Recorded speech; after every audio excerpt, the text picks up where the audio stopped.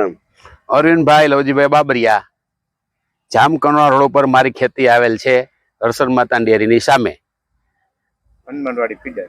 શું કહેશો ટમેટા બાબતે? ટમેટા એવું છે, મારી આજુબાજુમાં બધાએ ટમેટા વાવેલ છે. ટમેટાનો અત્યારે માર્કેટમાં વેચવા જાય તો કોઈ ભાવ મળતો નથી. બજારમાં 20 રૂપિયા કિલો ટમેટા વેચાય છે અને ખેડૂતનો માર્કેટિંગ યાર્ડમાં 5 રૂપિયા કિલો ટમેટા જાય છે, જેથી કરીને મજૂરીના પણ પૈસા નીકળતા નથી. શું કહેશો સરકાર?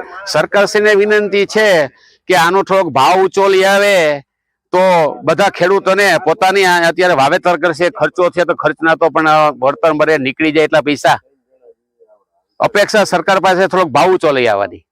ટમેટાના ખેડૂતોને શું પરિસ્થિતિ છે અત્યારે? ટમેટાની ખેડૂતોને પરિસ્થિતિ એવી છે કે જેટલું વાવેતર કરેલ છે, એનો ખર્ચો કરેલ છે, એનો 50% પણ અત્યારે માર્કેટમાંથી ઉત્પાદન જેટલું કરેલ છે એમાંથી પણ પૈસા વળતરમાં પાછી મળેલ નથી. વળતર 50% નુકસાની છે.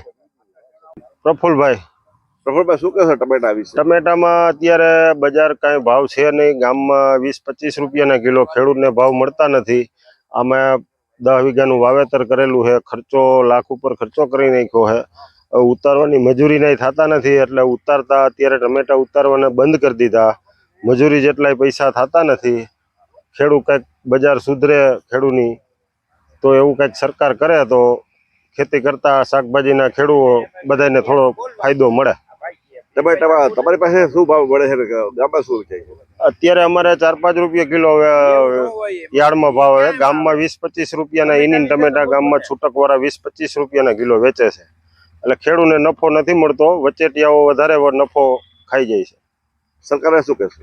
સરકાર કંઈક આના માટે નિયમ બનાવે, કંઈક નવો કાયદો કરે, કંઈક એવું શાકભાજી હાથી નીચે ન વેચવાનું એવું કરે તો ખેડૂતને ફાયદો થાય.